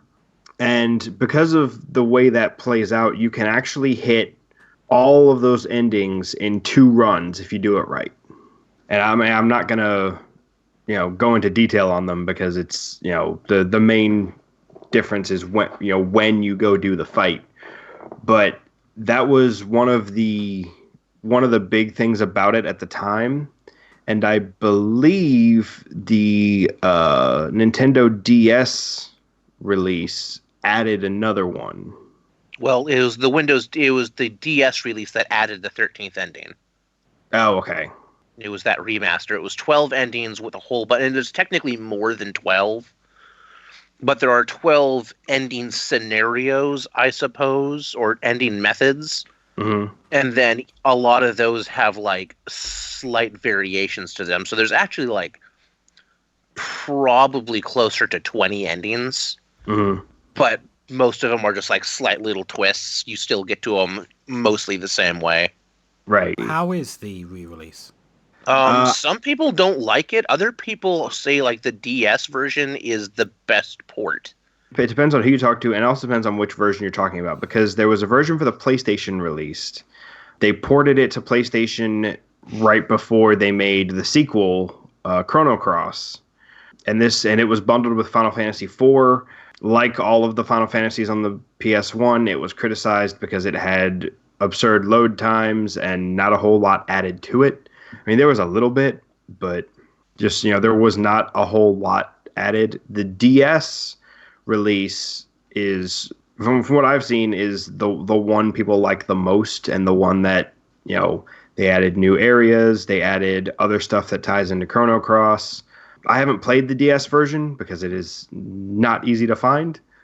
That obviously they optimized it for the DS, and when they were making it, they specifically said, we want this based on the original release and not the PlayStation version. Mm-hmm. And then there's also been a mobile release, which, Yeah, it's basically the DS version, but switched around to work on an iPhone. The other notable one was the Windows release, which was so bad. Like, the graphics looked worse. There were glitches. The UI was designed for touchscreens, even though most people don't have touchscreens. Like, and I don't get how you could have a Windows release for a game made in 1995. I was going to say 4, but yeah, 1995. I mean, it was made in 94, released in 95. But okay, yeah, well, fair enough. So, but a game that was made 20 years ago. 20 years ago, and it looks worse. I don't know how you can make it look worse. Because, and that's the thing, is Chrono Trigger looks insanely crisp. Yeah. It looks, and it's praised for that. Like, that isn't just an opinion, that is, and objectively, it is one of the crispest looking games, especially for how big it is. On the Super Nintendo, it looks outstanding. Chrono Trigger looks so good, I have an actual honest-to-God painting of Chrono on my wall. Oh, wow. Yeah, share that sometime. But, so, somehow, in 2018, they made this game look horrible on Steam. So, like, shame on them. The thing is, if I had, like, an official release, port or original of Chrono Trigger, I would probably suffer through some of the issues that I was having to actually, like, I'd pick that up and I'd buy it and I'd play it. But if it's going to be a bad port, if it's going to be like emulation, like I had the issues with that ROM, then yeah, it's like there are too many other issues, like technical issues, that I don't want to play through that, pushing through the technical issues and pushing through the issues that I had with the gameplay. But right. if they just release it, if they just release a SNES version somewhere, I will buy it and I will play it. Right. So here's what your options are in terms of getting hold of this game. You can try to find the original, which, let me just do a quick search. Well, I know that you can pick up Chrono Trigger for about $150, which is like what, 120 pounds or something like that. Let's see. Here's a listing for 200. Let me see. There's Although a that one complete is for 600. We've not played the complete, but you can pick up carts for anywhere between like $80 and $150. That's still You too can get much. you can get repros for as low as like 15. right. I got. Let's see. Here's a one for 100. This one claims Chrono Trigger cartridge. English with box for $30. I do not believe that. It's a repro. It's gotta be. I got mine for $75, and that was because a good friend of mine was selling it and was like, hey, you get the bro price. So, man, there's one complete in box, $382, which is less than I expected. Yeah, loose carts run about 150. Yeah. But So- repros run the cost of repros because they can't sell a repro game for more because the real copy's rare. Right. Repros standard run $20, and I don't really like them, but for games like this and Secret of Mana, where you're going to be dropping $100-$200 on a cart, I'm okay with a repro morally because it's not like these companies are making money off of it anyway. I mean, Right. the thing is with repros though, it's like I don't have a SNES, so I play SNES games on my Retron 5, and Right. they can So- have issues with repro. I mean, sometimes you're right, sometimes it will play them. I've got a couple GBA games that are repros that will play fine, and a couple that won't. So you kind of like taking the gamble with it. It is Right. true. So I would advise people avoid the Steam port. I'm reading that they released some updates to kind of correct some of the issues, but I just don't bother. I don't know what the mobile port's like, but it's I'm not playing it on a phone. yeah. So your options. There is Final Fantasy Chronicles on the PS1, which is Chrono Trigger and Final Fantasy IV. That runs about $20. Sometimes more, sometimes you can find it for less. And all you really suffer through there is load times. Right, load times, and that one does, like, you can play that on the same system you play Chrono Cross on, which is nice. They also, apparently, I'm reading, released that version of the game as a download for the PS3, Vita, and PSP. All right. So that could be an option if it's still listed. Yeah, Probably load a little bit faster there too. because I mean I do already have Final Fantasy IV, so I wouldn't want to buy a box with them both in. I'd rather pay a little bit less and get Chrono Trigger on its Just own. Chrono Trigger. I'll Right. have So- to have a look on the PS3 store, see what the price Yeah, is. so apparently it's there. I'm looking at the DS, and you can buy it new for $60. Oh, no. Used, let's see, used on Amazon they're starting at $35. So, I mean, that's not horrible. That's still too much for a game that I do. That you have don't really issues like with. that much. Yeah. So for you specifically, I would recommend checking out the PSN to see if it's still there. Listeners, if you're like me and you want a physical copy, you're going to be shelling out for this game. Back when Square had a sale earlier this year, I did pick up all of the PlayStation 1 Final Fantasies on the PSN store for, I think, like $3.99 each. And I don't know if Chrono Cross was ever released digitally on PSN, but if it was, that's also an option. Doesn't look like it. Oh wait. Okay, so Chrono Cross was released on the PSN in Japan and North America. Yeah. Go So- figure. Oh yeah, because it's Square and they're weird about that stuff. Like how you guys got Parasite Eve 1, but not Parasite Yeah. Eve 2 digitally, and we got Parasite Eve 2, but not Parasite Eve 1. Yeah. Yeah, that is, yeah, for whatever reason. Square is not great with the region differences. It's like they hate money. Hence why Right? I had to import Final Fantasy 3 because it's just nowhere in Europe. which is weird. But yeah, I mean, overall, I mean, Chrono Trigger is one of my favorite games. I would highly recommend people check it out. Just find a way that works. Even if you're not big on RPGs, I would always recommend giving Chrono Trigger a try. Can't guarantee you'll like it, Adam. But I'd still say it's worth giving a shot. Mm. And if you don't like the game, then sit down and listen to the soundtrack. Yeah, I mean, everyone should listen to the soundtrack, regardless of if you play the game or not. I mean, before this segment, I'm pretty sure we will have put the main theme as the music before this Oh, definitely. because the main theme is awesome. I know they tour through the US, but I think they tour worldwide, is the Legend of Zelda Live Orchestra. It's like every single year they tour. They might just tour across the US, but I want to say they tour worldwide. I could be wrong. But basically it's a live orchestra and they play a whole ton of music from the Legend of Zelda series. Square do have one as well. I believe the tour is called Worlds of Final Fantasy. Oh, right. I always forget about that. And They should do one for Chrono Trigger. I just play the soundtrack of the game. it wouldn't surprise me if they've played Chrono Trigger on one of those. But yeah, anyway, I think we're probably getting off topic there. It is definitely something that I would like to try again with a better version than the one I had. And Oh yeah, definitely find a better version than that.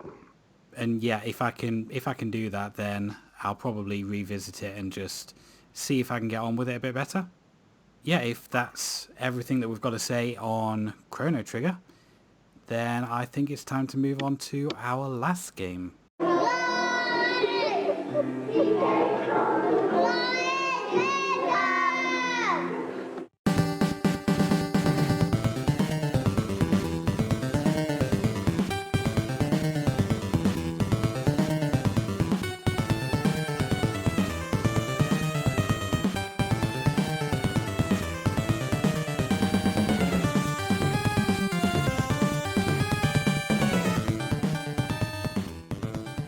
All right, so similar to Adam this month, back in the Guilty Pleasures episode, I picked TMNT for the NES, and everybody hated it, and everybody hates me forever now, and that's okay. Damn you.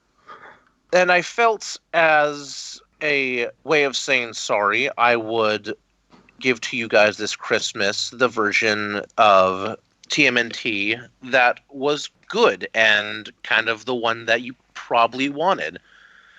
Because it was the same version that everybody who bought TMNT on the NES back in the 80s wanted, which was the arcade game. And they were so clear on this that it's not just TMNT 2 on the NES, it's actually TMNT 2, the arcade game. They wanted to be crystal clear about what this was so people would buy it, because the first one is a bad game. And TMNT Arcade is raved about as a really good beat 'em up. Now, was this actually based on an arcade game, though? Because Yes, this is actually a port of the TMNT Arcade. I mean, the only arcade game that I've seen out in the wild is Turtles in Time. I've never seen this one. You don't see it that often. Yeah, I mean, I think there's that's a product of the time more than anything It else. is. This is a port. It does have a few shortcomings compared to the arcade. The arcade was 4-player. This is only 2-player. Obviously, you can't pump in more quarters for extra lives. You just have what you have. Supposedly, this is just a bit harder overall. And I haven't played the arcade game in quite a while. Last time I played it was out at a retro pub called The Max out in Tulsa, Oklahoma. They have a big 4-player TMNT arcade there, and it's super dope. But I own this. I have played it a lot more. It's a TMNT beat 'em up. There isn't really much to say about that. You have your 4 turtles to pick from. Shredder's being a dick. Stop him. That's all that really happens. It has all of your standard levels in it, where it's like run around the city, run around the sewer, and the gratuitous skateboarding level or surfing level, depending on which game you're playing. The auto-scroller, essentially. And what did you all think? Because I don't really have a whole lot to say about it as a whole. Well, I thought it played a bit like like Hyperstone Heist or whatever. What was it we played last time? Turtles in Time. Turtles in Time. I thought it played a bit more like that, but simpler. Yeah, it was just beat 'em up. It was very kind of button mashy, I felt. Like there was some enemy attacks you had to kind of learn, but for the most part it was just kind of hitting. But it was a fun little brawler. Definitely enjoyed it more than TMNT 1. I say it just felt like a simpler version of Turtles in Time, really. It definitely played and looked the part better than the other game. Oh yeah. Yeah, I found you only have kind of like two main attacks. You've got your flying kick and you've got your melee attack. And I kind of found that the flying kick had a bit too much range on it to be useful, because you've got enemies coming towards you constantly. And by the time you've got a flying kick off, it's just missing them pretty much every time. So I just stuck to melee. And I don't know whether that's kind of like down to the character that I picked, because I picked Raphael, but I generally had a hard time. I found it harder than the first game, definitely, but it was a lot more playable, and I was having a lot more fun with it. So I was pretty much just spamming the one attack throughout, which kind of grated on me a little bit, but, it was definitely an improvement. This is one of those games that I would say, if you can find the arcade version with a friend, it is easily the best, whether you want to load it up on MAME or however you want to play it. If you can play it like that, that's definitely the best way to go about. Also, the game favors spamming basically a little jump slash, like with Donatello. Or not Donatello, Leonardo. You just basically jump and slash with the sword. It's more powerful than a standard melee. It doesn't send you flying like a kick. And you can just sort of spam your way through the game with that. Which, again, that's how you're going to get through in single player. On reflection, Raphael's probably the wrong character to pick, because he is very short range. Very short range. Whereas I'm guessing the others are kind of like a little bit easier if you're mainly using melee. One thing that I did find, the bosses were really hard. They took a lot of hits to bring down. Yeah, they are damage sponges.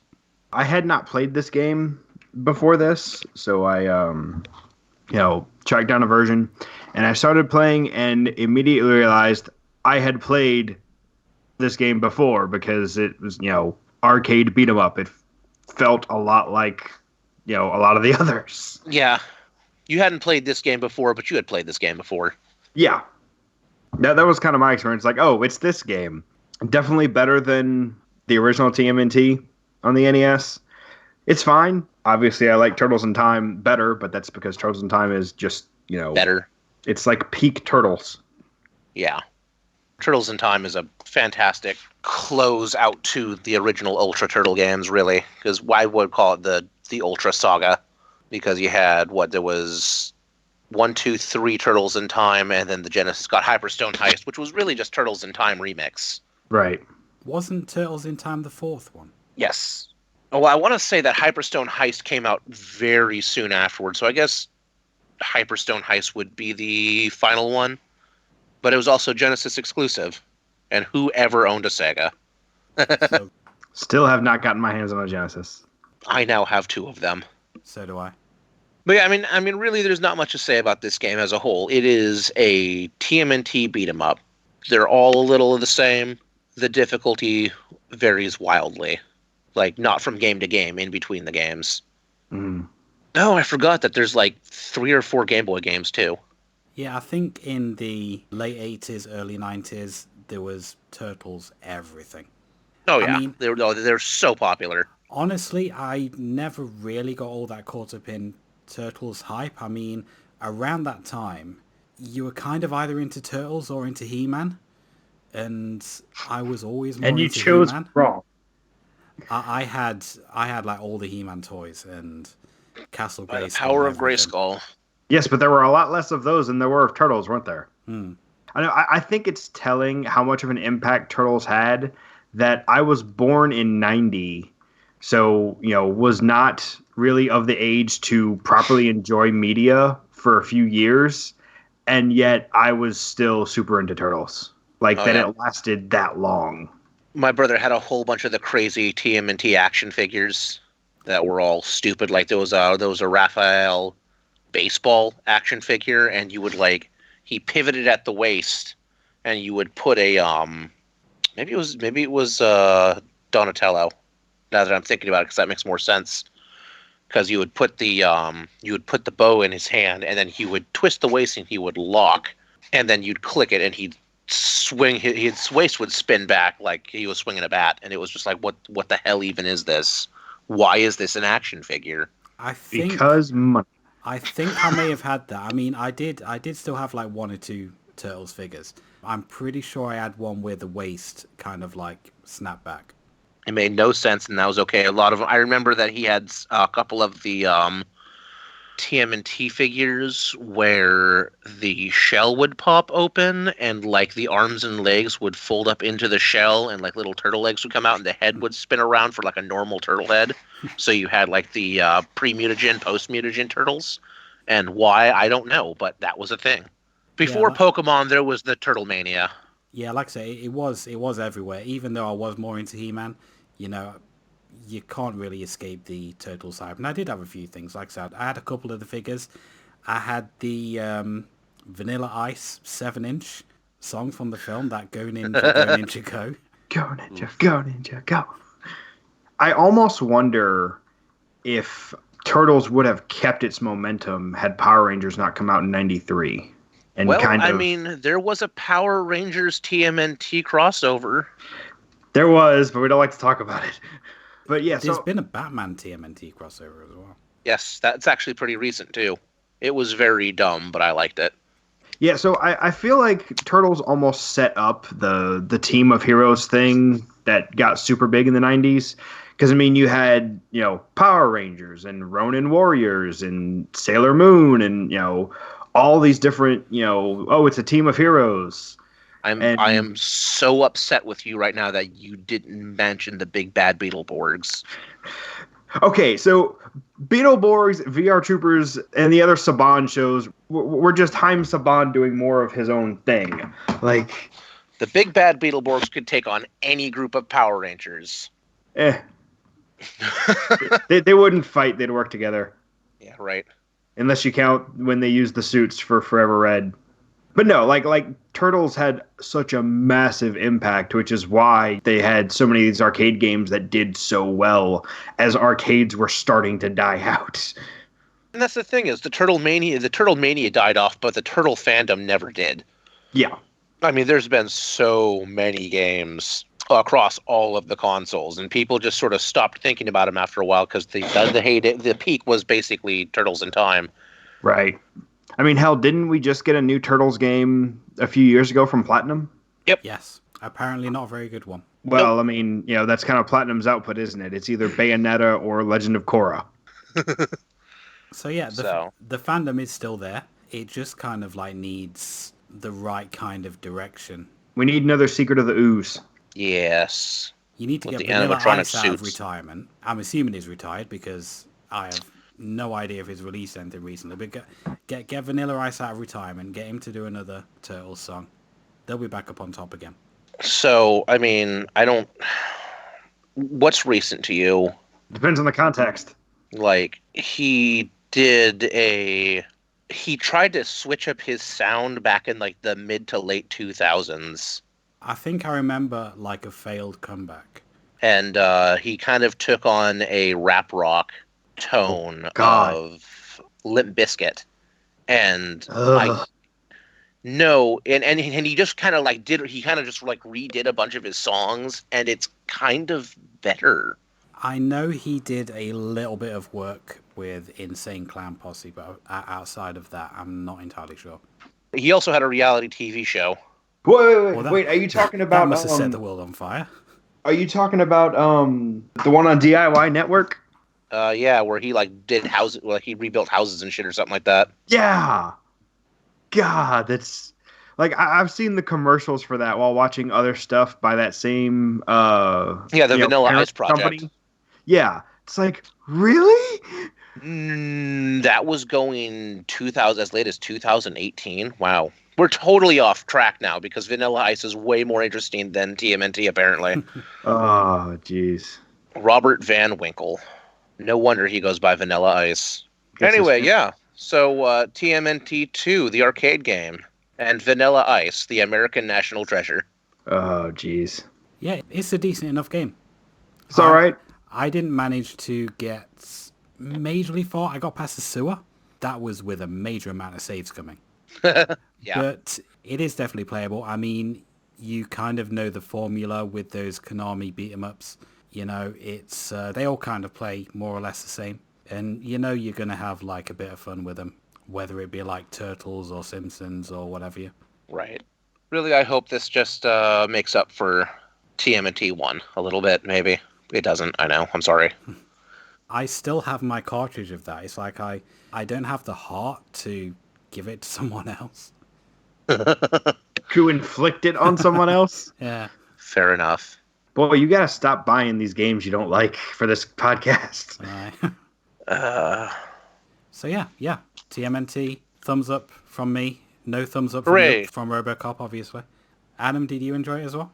Yeah, as I said before, it's a pretty solid beat 'em up and very much in the vein of Turtles in Time, just a bit simpler and a bit more button mashy, but it's decent. As you say, it's better than TMNT 1 on the NES, but that's not fucking hard. Yeah, okay, so that was TMNT 2, the arcade game. That was the 4 games that we've got for you this episode. So we're going to take a quick break and we're going to talk about some of the favourite games that we've played this year and maybe some of the worst ones as well. So we will be back with you shortly.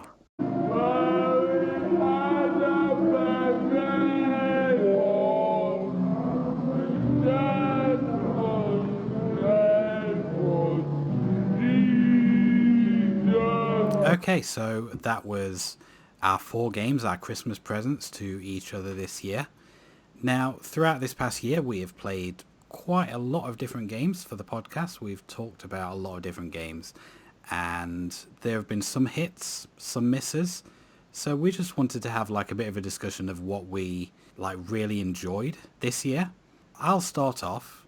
As you may know, Doom is one of my like top 5 games of all time. In fact, it's my second favorite game of all time after Silent Hill 2. So that is one that I played as a kid, continue to play to this day. I'm playing through Doom 64 at the minute on PC. And that was kind of like the birth of, well, it wasn't the birth of FPS, but it was the thing that really kickstarted the genre. And interestingly enough, 2 of my favorite games of this year, like outside of Doom, were actually in that same episode. No One Lives Forever and Time Splitters 2, which I would say really kind of surprised me because generally outside of Doom, I don't really like FPS games all that much. But both of those I really liked. I mean, Time Splitters 2 more than No One Lives Forever, I would say. But both of them were really, really good. And I actually like completed Time Splitters 2. I sat down, went through the whole thing, and thoroughly enjoyed it. So those were kind of like standout ones for me this year. The other one that really kind of like stands out to me would be from our Disney episode, which was Kingdom Hearts 2, which I actually didn't think I would like because I'm not a big Disney fan outside of a couple films like Alice in Wonderland, Little Mermaid I like, but I'm not really into kind of like Disney's characters like Mickey Mouse, Donald Duck, etc., stuff like that. Right. But it kind of like hooked me in this admittedly convoluted story. It had enough mystery in this story that I wanted to kind of like play through and think like what is actually going on. And it's one that really, really surprised me in that I really, really enjoyed it, and I have since gone back and I now have the whole series on PS4, well, the ones that are available for the PS4 that I now have in like some form or another. Did you end up picking up 3? Yes, I did. I picked that up in Black Friday sale. Aha, okay. So that is something that kind of like really dragged me in and I wasn't expecting it to. So I would say those 3 games, if we're just kind of like discounting Doom, were my top picks for this year out of everything that we've played, really. Yeah, I mean, mine is admittedly from one of the same episodes as yours, from the shooter. No One Lives Forever would have been up there, but that was my pick. And Time Splitters 2 I find really good, but, you know, revisiting Half-Life, which was the game that John picked for that episode, reminded me of how much I really like that game. That used to be one of my favourite games of all time, which admittedly has been, you know, bumped down a notch, you know, as I've played more and more games. But I still really enjoy playing it, and it's a fantastic shooter. It was one of the first ones to kind of like really bring the story elements into the shooter and kind of like have a fully fleshed out world that felt lived in and felt like you were taking part in. Yeah, definitely. Similarly as well, like Metroid Prime 2 is also one of my favourite games. So I think that one was picked by Ryan in the Halloween one. So I've got to, you know, give that an honourable mention as well. And yeah, I think those 2 were probably the big ones. I have to kind of say, as a surprising game, I'd say Getsu Fumaden, but that's in a little bit of a different way. It surprised me because I expected it to be a lot better than it was. Yeah. It still has a art style and great music, but considering it's from the Castlevania guys, I expected it to be a bit, you know, better than it actually turned out to be. So that surprised me, but not necessarily in a positive way. I would say, and this isn't really a favorite or most surprising, but the game that sent me down the biggest rabbit hole was Marathon, because like I love Bungie's output, but I had most of my experience with them is Halo and Destiny, so getting to experience pre-Halo Bungie was very interesting for me, and to the point where I started digging more into their past, and to the point where now, I'm going to have a whole series on just Bungie on my YouTube channel, just because of how good they have stayed for such a long time. Like, I don't think they've made anything I would call bad. Marathon was a tentpole one for me this year. I liked No One Lives Forever a lot more than I thought I would, just because, like, the spy game has never really been a big thing for me, and that one actually did grab me a bit. I still got to get around to Time Splitters because my copy of that didn't work, but I'm sure I'll enjoy that when I get around to it. I mean, other than that, like, obviously the ones that I either picked or influenced the pick, Kingdom Hearts, Chrono Trigger, like stuff that I campaigned for, like, obviously I really enjoy those. Resident Evil 4 surprised me. I thought I was going to hate it, and it was, I see why people like it so much. I'm not as crazy about it, but I don't know. It's been a pretty good year top to bottom. I mean, aside from some of the stuff. There have been some really, really good picks this year, I think. I think Bloodstained was a really good pick. And, that was a fun game. Yeah, that was really good. Bloodstained was good enough to me, and I'm not even a huge fan of classic Castlevania, but it was good enough to me that I actually went and got a physical edition of Curse of the Moon on Switch. Like, that's how much I enjoyed that game. Yeah. The full version of it is even better. Not Curse of the Moon. Ritual of the Night? Yeah. You're talking about two different games there. Like, Curse of the Moon was old school Castlevania. Yeah, Ritual of the Night was new Castlevania. Yeah. I still need to pick up Ritual of the Night. I have access to it through Game Pass, but I'm probably not going to play it before it goes off of there. Right. I want to pick it up and play it on Switch, but I want to make sure that it's been patched and running smoothly on Switch before I pick it up. So, right. Whatever. Well, I know that Adam has it on Switch. I have it on PS4, and that version runs great. Yeah, I mean, I plan on getting on Xbox, so. Switch version's fine. There's a couple of places where it slows down, but it's never unplayable. If you play like old games, like the original Symphony of the Night, then you'll be fine. Mm-hmm. People expect it to run 60 frames per second, 100% of the time, and it doesn't. So, as long as you're satisfied with that, then it's fine. I never had any issues. Right. And to fix those blips, but honestly, it's not an unplayable mess like some people say it is. People just being snobbish. All right. I'm going to pick that up then here pretty quick. I don't know. I mean, there were, like Steven said, there were a lot of really good games. I think the cream of the crop, though, was Yooka-Laylee. No, I'm joking. I did like Yooka-Laylee, though. I know a lot of people didn't. I had fun. I don't know, because there's a lot of games, that I campaigned for to get focused on and also just picked, like Star Fox 64 is one of my favorite games of all time. It's way up there. Right. I think I picked Luigi's Mansion, or was it you, Steven? That was me. That was you. I really, really like Luigi's Mansion, like, a lot. I know when we did our new retro, I picked Doom 2016, and that's probably in my top 10 games of all time. Did you pick that? I thought I picked that. No. Oh, no? Wait. No, you picked Yooka-Laylee. Did I pick Yooka-Laylee for new retro? Yeah. Oh, well. I think I was going to pick Doom 2016. You beat me to it. Probably.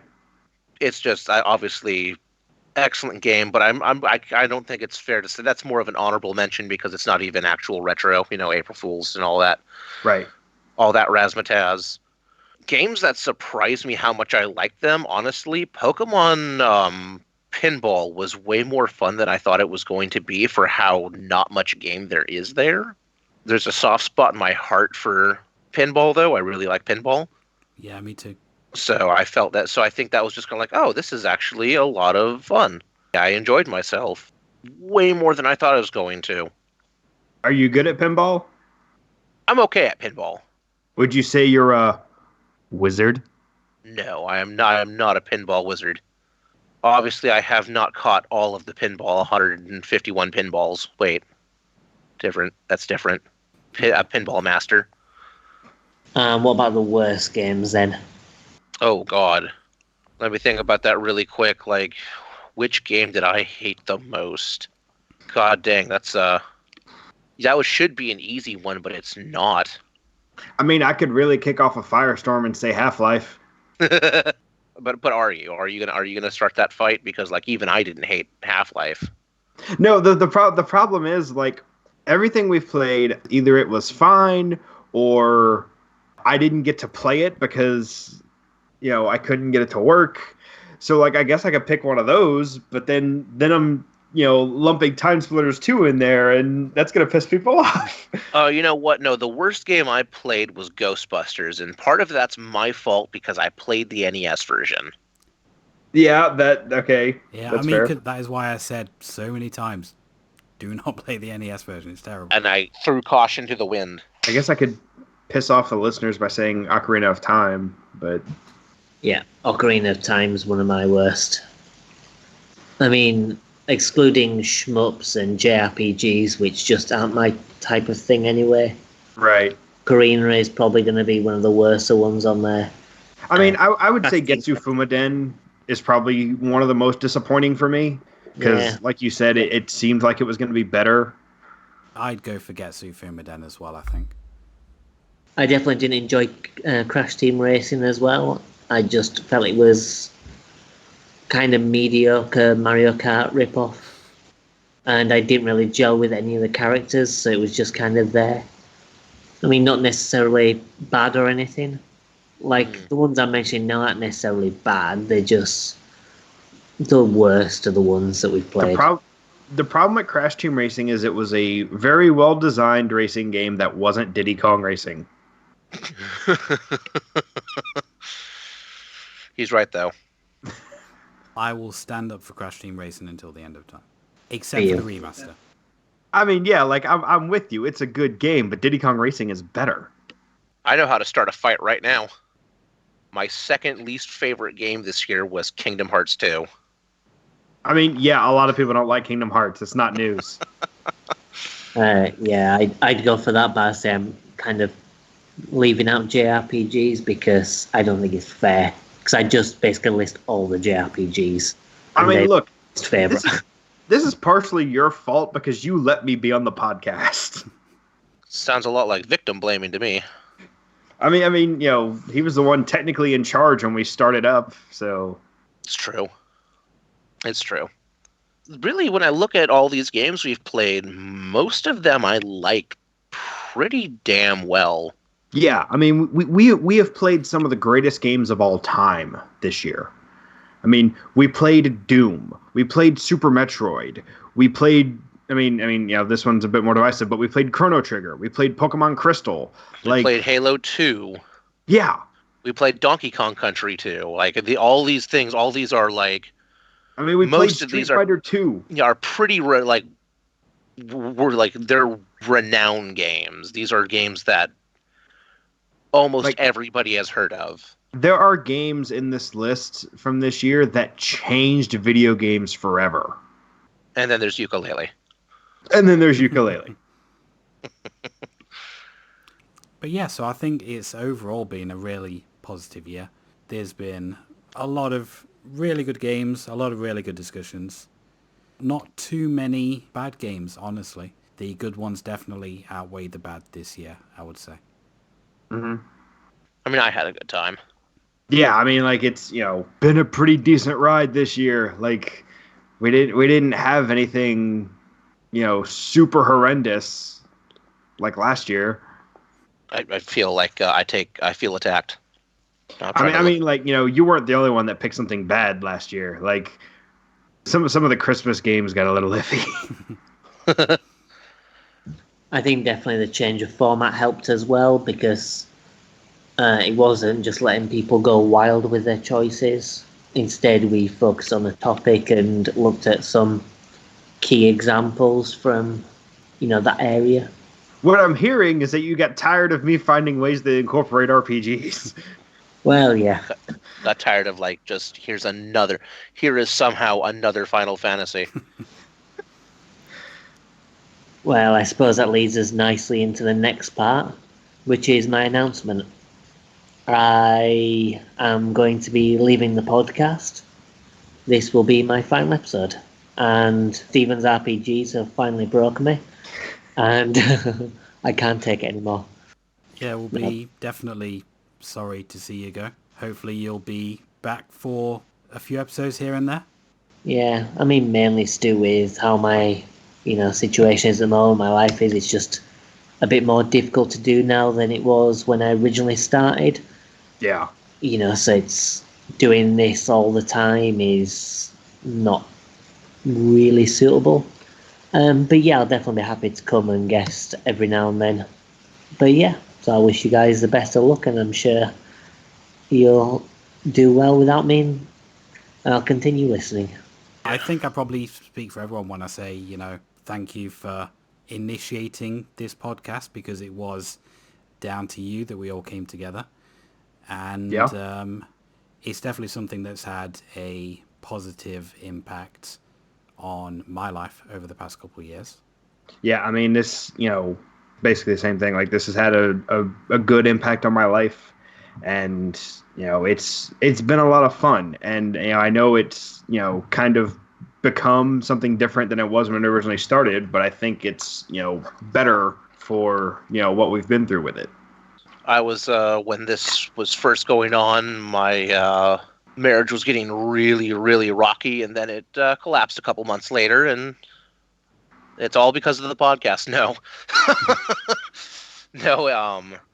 no, but it got really shitty there for me for a while, and having this to look forward to and focus on just really helped. I mean, it sounds silly, but it super helped me out, and it really dragged me through, and I thank you for that. Just this kept me going, because it was really crappy there for a minute.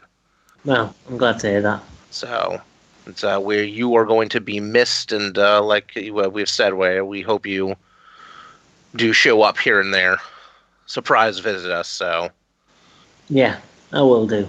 Especially maybe during the summer when I've got a bit more time. That might be a good time to do a guest episode, maybe. But we'll see how it goes. Yeah, cool. It is definitely the end of an era, but we will continue on, and I hope everyone will continue to listen. I hope Adam will continue to listen as well. Indeed, I will. And we will, I'm sure, cover some more great games, some more terrible games next year as well. Well, as long as Steve keeps picking up his RPGs, then I'm sure you will. I actually think I have calmed down for next year. I think I picked a lot more of stuff y'all would enjoy next year. Well, time to start picking RPGs, I guess. You have to leave this on me. I mean, make no mistake. I got a whole lot of RPGs left to work into this show. I just, it's going to take some time. And actually, before we finish up, speaking of RPGs, we had a competition last month to win a copy of Pokemon Gold. And I believe, Ryan, you have the name of the winner. I do have the name of the winner, and this was it was not quite a month long. I actually had to cut it just a little bit short because I was late on getting it out. But it is for a physical original copy of Pokemon Gold for the Game Boy. It comes in a very nice repro case. We had a very good turnout for this drawing. I don't know why. Maybe it was just the ways I had to enter. Maybe it was just the fact that people like Pokemon. I think it's more of the latter. But the lucky winner is Bruno, and I'm sorry if I butchered this last name a little bit, but the winner is Bruno Morera. We will be getting in contact with you very quickly for a shipping address, and all shipping is covered. But we will get that shipped out and sent to you very quickly. Yeah, so congratulations. Congratulations. Maybe we'll have some more giveaways here this upcoming year. Probably should, and maybe you can get lucky and win some more stuff. You can definitely look forward to a lot more games coming up in this next year. We have a whole bunch of console specials coming next year as well as kind of like usual topics, your seasonal stuff, and a few kind of different ones that we haven't covered before thrown in as well. So hopefully you continue to listen.